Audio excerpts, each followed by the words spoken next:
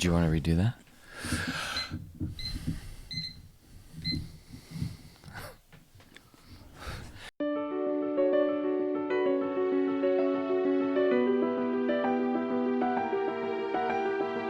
Hi, I'm Chris. And I'm Linda. We're the Padgetts, and we love marriage. Yeah, we do love marriage. We are big fans. Was I too enthusiastic? Yeah! Oh my gosh. All right, hold on. Hi, I'm Chris. And I'm Linda. We're the Padgetts, and we believe that marriage can be better than you thought or imagined. And it can be. All right, start over. Hi, I'm Chris. And I'm Linda. We're the Padgetts, and we love marriage. We do love marriage. We are big fans, and we believe it can be better than you've even thought or imagined it to be. That is good news, because I think a lot of people feel like in the beginning, marriage is going to be amazing. It's going to be awesome. And then kind of the rubber meets the road, and they're like, this is going to be hard. No. And unfortunately, a lot of people don't see the joy in marriage after a number of years. And I want to really just try to emphasize that marriage can get better and better and better. There's no, I don't believe, a plateau when it comes to marriage, but you got to know a few things, have a few things under your belt so that you can grow in your marriage, grow and have a better marriage. And these couple things we want to talk to you about especially. Well, I think that one reason why a marriage can always get better and better is one, because God wants it to be better and better. But also it's because as people, if we are committed to improving ourselves and becoming better people, then our marriage in the end will also reap the benefits of that improvement, that self-improvement. But this is it's like the opposite topic that we're going to talk about today, though, is that because we are human people and we're not perfect and we have issues still, and those issues show up in marriage, and we end up causing problems. And so today I thought that we should talk about apologizing. How do we apologize? Is there a better way of apologizing? Is it okay just to say, hey, I'm sorry? You know, and sometimes that's the case, but I think that today I want to lay the groundwork of what a good apology looks like, right? And then you take it from there and tweak it. Not that it has to be exactly perfect in order for it to be effective, because really it's the receiver of the apology that matters, how they see it, how they perceive it. But so today we're going to talk about apologizing, how to make a good apology. And then in the next session, we're going to talk about how to forgive. Yeah, which is, I think, in some ways more difficult. But how to make a good apology. That's a good one. For some of you in your relationship, you feel like you're the person who always initiates the apology, like you're the one. Are you speaking from experience? We have a club. Yeah, get together and we just commiserate with one another. I do think, though, that apologies are very important for a marriage to be healthy. So it's a weird idea to think, I'll never have a struggle. We'll never have an argument. We'll never have a need for an apology. If you want your marriage to get better and better, you definitely not only have to be well-versed in how to say I'm sorry, but there's really the whole matter of timing. Right, which I do want to get to. I also want to say, though, that why is it difficult for a person to apologize?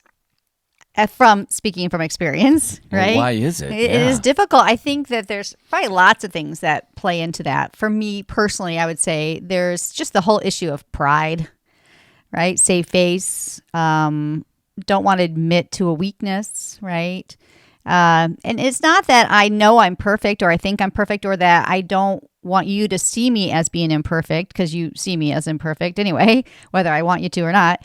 But it's that, I don't know, that kind of like, it's just a stubbornness within me that wants to hold on to something, right? So that stubbornness, that pride is one reason. I think another reason why people don't apologize is maybe because they think, well, why do I need to apologize? They know I didn't mean it. Right? They of course they know that I'm sorry. I don't need to say it. Or if they say it haphazardly because they know that they really know that I mean it anyway. Or they think that their actions are going to speak louder. So I'm not going to actually apologize for this. I'm just going to change the way I'm doing things. Well, the change the way you're doing things is super important. But you would say, right, the words are really important. Well, one of you in the relationship is probably more of a words person than the other. So words mean a lot to you. Whereas in our relationship, for example, I'm definitely the words person, but Linda does prefer to have, the action to be visible. Like, so, for example, Linda could say to me, I'm sorry, and I'm sorry. And every time she says that to me, no problem, the slate is clean and we'll be able to move forward because the sincerity of the apology, those words will matter for me. And she really kind of gets a redo, every time if she wanted, let's say. But for her, it's more action driven. So I can say I'm sorry, but if there's no action behind it, it's really not going to mean a lot. The meaning for me is those words. Those words are really important. I mean, but for you, I think the action is more visible. It's kind of a funny thing because obviously in both cases, the words are important and the action's important, but one seems to allow you to move beyond the offense faster. Right. I think for me, though, too, again, from my perspective, that this idea of I know you say you're sorry, and I know because I know you well enough that you mean it. But because words don't hold the weight for me, I know the words aren't enough. They're not enough to show that you mean it. And I think that goes the same with me as from me apologizing. I can say I'm sorry.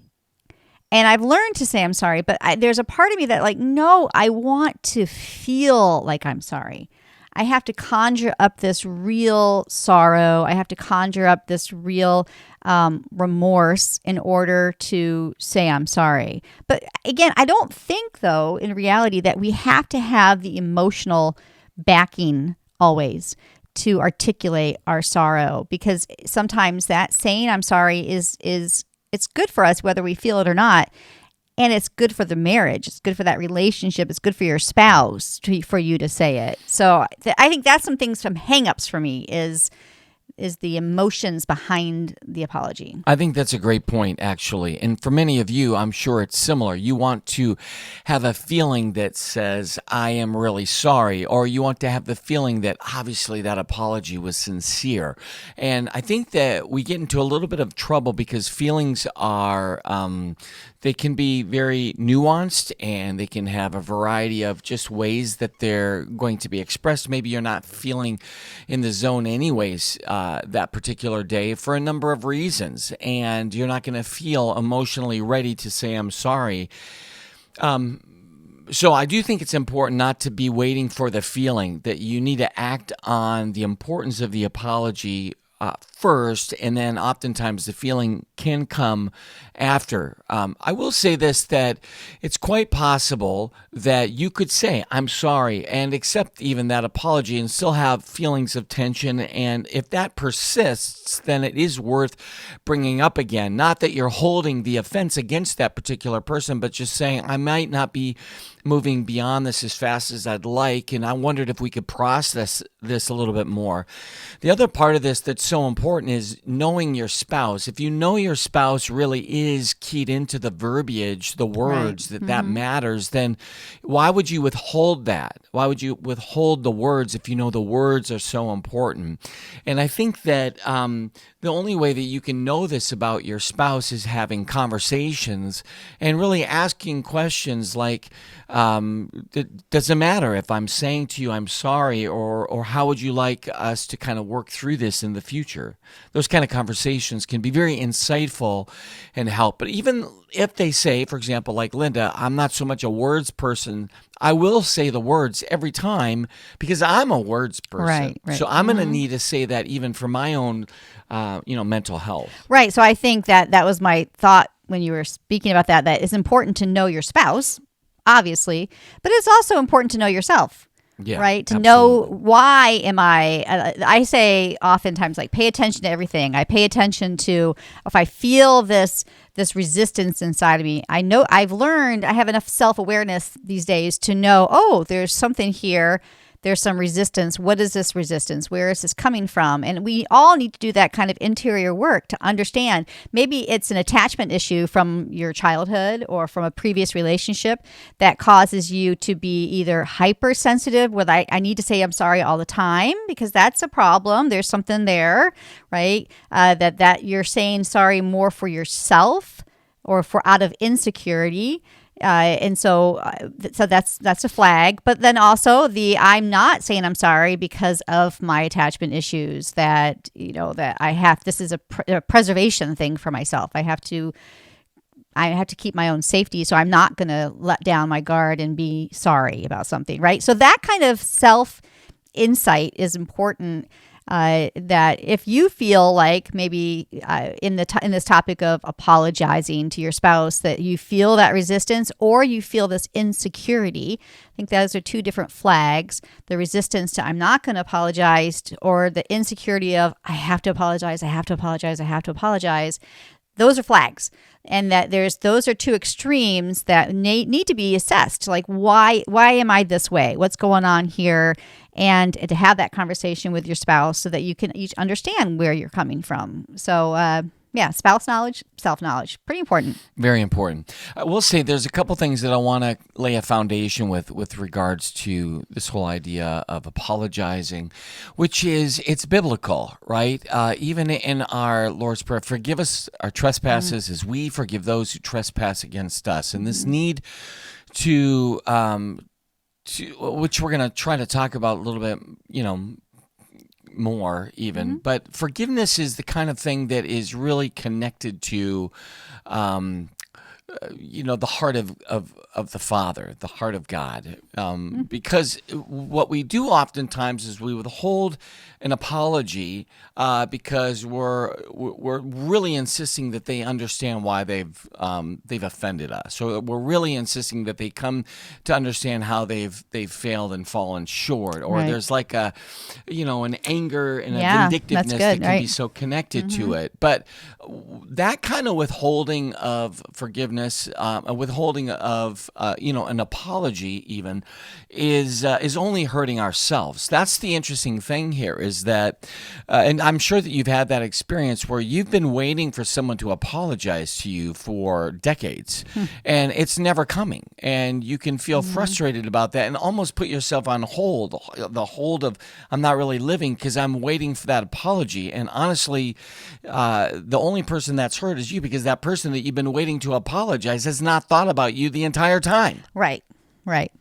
But I think, though, the point, this is something I think we've had lots of conversations about, too, is when it comes to our relationship with God, that not wanting to go to confession or not wanting to apologize to the Lord to confess those sins is shame, right? That shame. And there's a control aspect to that, too, that out of shame, I don't want to say this. And even we can have that issue with our spouses. Out of shame, I don't want to confess and admit something that I've done wrong. And I think that shame is a tool that the enemy uses it all the time, but we can utilize that shame because we use it as a tool to keep us from ever doing it again. Right? I know we've had that conversation with your own journey with the Lord, that I have to hold on to this shame or this, guilt in order to keep me from ever doing that again. And again, that's very unhealthy. That in a healthy relationship, shame and that embarrassment, that's a hard thing. And I can understand why that's a hard thing if you're really embarrassed about what you've done and you need to admit that. But don't allow that shame. Shame is never a productive emotion, a productive feeling. It's not genuine and true. God doesn't bring shame to us. So it's not productive in a marriage. It's not productive in your relationship with God. And so but there is that shame, then work through that, push through that in humility and seek the forgiveness that's needed there for whatever it is. I think that's a good point, and worth emphasizing that God's not revealing our sin in order for us to, walk around and remain in shame. The shame may come from a realization that, wow, that is a grave offense, or I've done something that really hurts someone. But the motivation for God revealing to us these broken parts of our life and these sinful tendencies or actions is so that He can heal us. That's why He's showing us these wounds and these sins. If we hold that to our relationships with our spouses, that's a good idea, because if we're revealing anything to our spouse, it shouldn't be, I told you so, I knew that you weren't ever going to be able to, do this, and look at, you've fallen again, you failed again. That kind of, it's almost a vindictive and an angry spirit. None of that's helpful. But if you're showing only for the purpose of healing, I want this relationship to get better and better and better, then it makes sense. Let me use an example for many of you in your early years. Maybe you had an argument in your relationship when you were dating or in the beginning of your marriage, and it was a difficult conversation, but because you loved one another, you were willing to move beyond whatever it was that offense, was. So you talked through it, you managed to kind of get out of your system the things that you needed to say, and the other person, upon hearing this, they said, even if it hurt, you're right, I'm so sorry. And there was sincerity behind it, and the action then showed up. Yeah, he is sorry. Look, she's trying to change. In those early years, we never take that as a personal offense, and even if it's hurting us in a way, to realize, wow, I am flawed, or I shouldn't have said that, I can't believe I did that. Those kind of actions of wanting to change, we do that because of the love that we have for our significant other. It's when we get longer into our relationship that we start getting upset, that stereotypical straw on the camel's back. It's just one more. And instead of there being that sincerity, it seems like it's nitpicking or it's nagging. And couples, this is what we were talking about, I think, with regards to timing. Couples, they may have a legitimate offense, but they're not very good about presenting to one another, the offense in a way that will help them, right, get past it. Instead, what they kind of do is exacerbate the problem more and more and more, and it becomes festered, and to the point where then people don't want to talk about it, because even getting close to it and just brushing it can be so painful. Well, okay, so let's get into these tips for a good apology, timing being the first, right? And you said it, that when timing is off, then it can either escalate the problem worse, or I don't know, make it just completely null and void. It just kind of ricochets, bounce right off of a person. Yeah. So good timing is one. I mean, the ideal timing to apologize is before you get caught, right? Do it before the other person, knows, or the other person is just really heightened and emotional about the situation, right? I think for us, we've had a couple principles at work in our marriage for a long time. One is secret sin leads to more sin, and so we had this big idea, no secrets. And for us, if there is something that we're struggling with or something that could potentially grow and be a problem, then we disclose that right away in our relationship and bring that up so that, we can kind of nip it in the bud and make sure that it doesn't have what it would need to become more problematic. This idea of timing is a big deal. I was thinking a little bit about how for example, I travel a lot, and when I come home, it takes me a little bit of time to just kind of settle back into being in the family. Like when I'm on the road and I'm doing my own thing, I don't really have to worry about, when I eat or, when I go to sleep or how late I stay up or anything like that. I have a lot of freedom and autonomy. But when I'm home, then there's a rhythm and a cadence to our family. And so I can be a little squirrely when I get back and not yet fully in sync.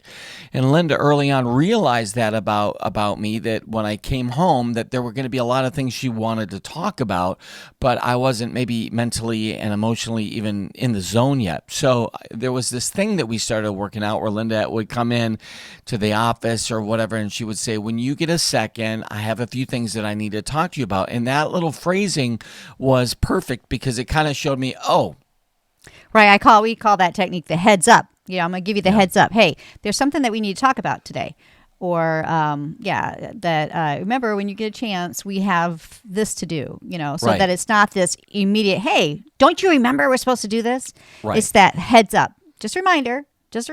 Right, because if you don't have that realization about each other, from Linda's perspective, she could be like, you've been gone for the last 3 days and now you're not even paying attention to what's going on here. Like, why are you doing that? You don't even realize that I have things that I need to talk to you about. She could be easily and justifiably very upset, but my brain isn't working yet. Right. And realizing that you need just to acclimate, right? Clicks, and it's like that little decompressor, the decompression chamber. You know, the other part of this timing thing is that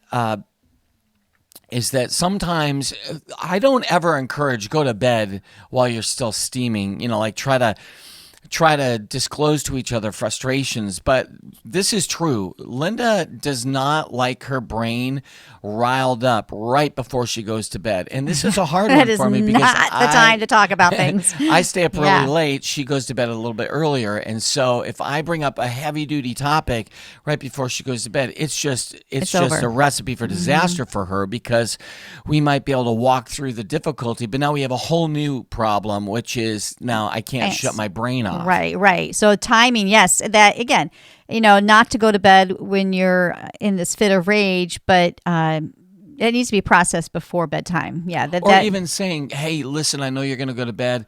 That's cool. Tomorrow, let's just talk about some of this stuff. Obviously, we're both frustrated. Let's see if we can deal with that tomorrow. Right. Yeah. Those are hard things to say and to do, because for some of us, that feeling of anxiety or frustration, or like, are they going to be so angry with me and they're going to wake up angry? Oddly, sometimes in the morning, what seemed to be a huge problem the night before may not be. And I've had plenty of times where both of us have woken up in the morning. We've like, oh my gosh, I'm so sorry. Yeah, it was just a crap day. I can't believe it. Right. I shouldn't have said that. Yeah. And we both recognize, okay, we're just starting over.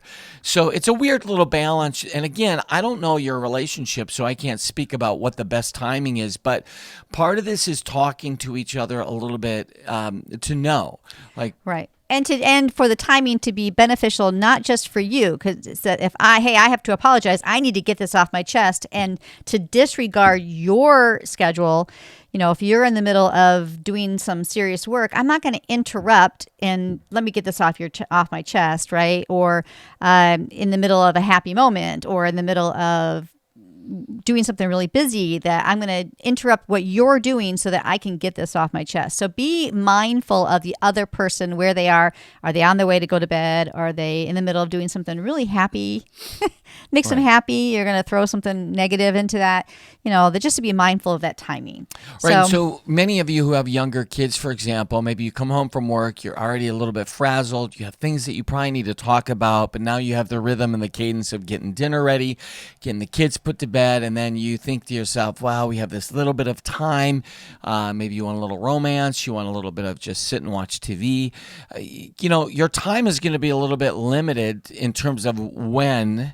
And so talking about that together, and maybe even agreeing, okay, so can we get up a half an hour early? Let's make each other breakfast, and let's see if we can have a conversation before the kids get up, or maybe we're going to forego watching our show right now. Let's just spend the next hour just sitting and chatting. Your schedule and the timing that will work best for you. But also, if it doesn't work great for the one, switch it up and see what works for maybe the next time. You'll find it, I promise. Okay, so now timing, huge, probably the biggest issue, really. But then another quality of a good apology is, what do you actually say?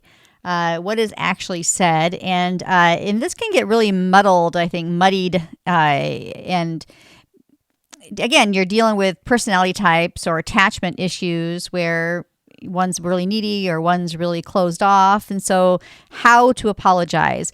One point is you start by reminding that I love you, I'm committed to you, that it's a good place to start, even though I think there could be some flags that go up like, oh my gosh, are you going to break up with me? What's happening? Is this a big thing? But to always start with that reminder that you are committed. and that you love one another, right? I think there's a lot of like the physical touch in this too, unless it's a hurtful. Sometimes the physical touch can accent the wound of a person. So be mindful if just touching the shoulder, touching the hand, eye contact, really important. But making the confession clear and articulate, the big thing is without excuses, without saying, well, definitely not saying, well, because of you did this, therefore I did that. Like that's a huge no-no. Or without excusing your responsibility in whatever is happening. But to make that clear confession without excuses, and even I think the step up on this, the level up on a good apology is to understand. I understand why this bothers you, right? Having that empathy to understand the other person's injury in the offense. That helps. I think that levels up the apology so that, because it makes the other person understand, oh, you do understand why I'm upset about this. So, yeah. I think what happens sometimes, and maybe we should really just address this, but the argument may originate from a preconceived idea that you have in terms of this is how they should behave. I said this, they should do that. I did this, they should do that. That kind of idea. And when they don't say what you want them to say or do what you want them to do, that frustration, that irritation can sometimes initiate and, kind of conclude in a pretty big argument. And so if you think about it, preconceived ideas, they're a real big factor when it comes to your frustration and your argument. So for me, for example, one of the problems that I often feel if I get into an argument with Linda is I just need you to understand why I did what I did, because I'm not intending to hurt you, right? So here's the path I took. But for Linda, she's not so interested in the path that I took, because usually she's understanding and starting with the assumption, well, I know he didn't really try to say that, do that to really hurt me. She already kind of knows that. I think ultimately what Linda's wanting from me and our difficulties sometimes is that am I hearing her? Am I listening? And can I re-articulate why that was bothersome and a problem? Right. I think it's more important for me anyway. Maybe this will be different for you guys, but for me, it's important. It's more important for me in an apology that you understand why I'm upset about what you did, not so much for me to understand why you did it. Right. Right. Sometimes the explanation of why I did it is I'm trying to maybe not even consciously, but subconsciously say, see, that really wasn't that bad if you think of it right. like it's my excuses, perspective. Right. Mm-hmm. But, at the end of the day, early in a relationship, if I knew you were upset, then what I would do is go out of my way to find not only a way to apologize, to hear you and to apologize, but then to change so that we didn't have that again. Right. And I think sometimes couples get tired of that. They get tired of, what do you want me to say? Why don't you write it down for me so I can say it exactly the way you want? And there can be that's not a good a sense that doesn't of go over well. resentment and frustration. But, part of this is that you're asking because you want to know, how do I avoid this in the future? Or let me see if I understand this right. You're upset because, and if that's not the case, then they can tell you. Me, yeah. And they say, yes, that's exactly right. So, you know what? I can see why that bothered you so much. And, now that I see it from your perspective, I am so sorry, and let's figure out a way that I don't do that again. Part of this is you have to. I almost feel like you're trying to walk on a ship that's in a storm, right? And it's not going to be the same every time. There's going to be little, kind of nuances to the arguments or to the frustrations or to the irritations. And sometimes arguments happen because it's not even about what you're arguing about. It's about something else. And the only way you'll know that is if you are careful and interested in kind of going on an exploration to see if you can find, where's the issue? Where's the problem? So what to say, that's a big deal. And finding out maybe even why am I upset? Because if you realize I'm upset because I had this weird idea that you were going to whatever, do this for me. I Right. just got done working and cleaning and yada, yada. And now you want me to make dinner for everyone. And I'm like exhausted. Why couldn't you, just see that? And so communicating, that's a Right. big deal about things, what to say. Yeah, that's the bottom line in so many things, right? Yeah. Communicating. All right, I will wrap this session up by the last thought on good apologies is what do you do after you apologize, right? And I'm thinking that you do something that's the opposite of the offense, right? If you've said something critical, then respond by saying something, like this is what I really mean, or even writing that down, writing a note for the other person. If it's, maybe not spending enough time together, then plan something that you're doing together, right? So that's the action behind the apology. What action can be done to show this? We have this in confession all the time as Catholics, right? This is built into us as Catholics. That is the act of contrition. I'm sorry I've done this. I hope not to do this again. And then the penance. What do I do to kind of solidify this confession in a sense? And sometimes you might have to ask your spouse, what can we do? What can I do to help you understand that I am truly sorry? What kind of penance can I do? Right?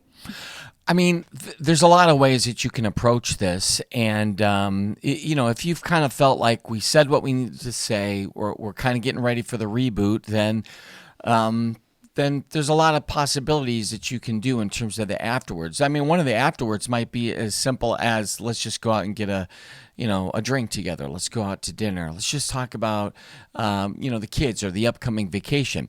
And there's also makeup sex. I'm not trying to make light of this, but that is a thing. And you have to be careful. That can be a little unhealthy if you're not careful. But again, who's that for, right? Correct. Is it for one of the two, or is it for the relationship as a whole? Right. Is it for both of you? Is there a sense of deeper intimacy in that? Because it could be a snuggle, makeup snuggle. Correct. It could be. And the truth is Makeup is ice cream. It's one or the other. It's one or the other.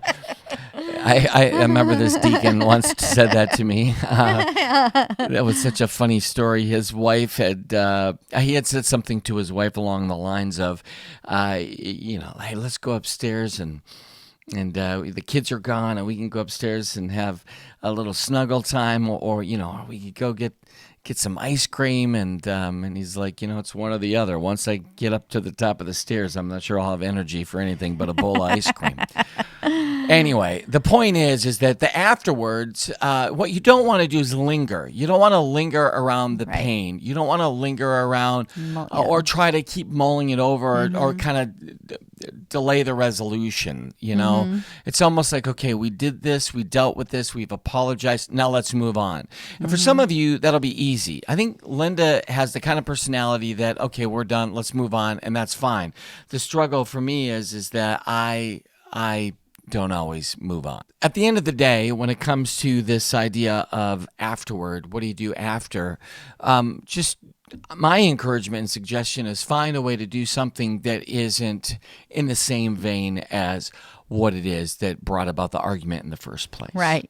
And then, of course, a good way for a Catholic couple to end a disagreement is to go to Jesus together, right? To go to Jesus in prayer, to go to adoration together, and then, of course, to go to confession together. That those go to Jesus together and to heal the wound that's occurred in that relationship. So these are good things. And so a good apology, right? Again, this is something that should start hopefully at the very beginning of your relationship. If you're newly married, start practicing these tips now. It makes it easier as you get older and you're together longer. And like you said, the things kind of get old hat and like, why haven't we fixed this by now kind of idea.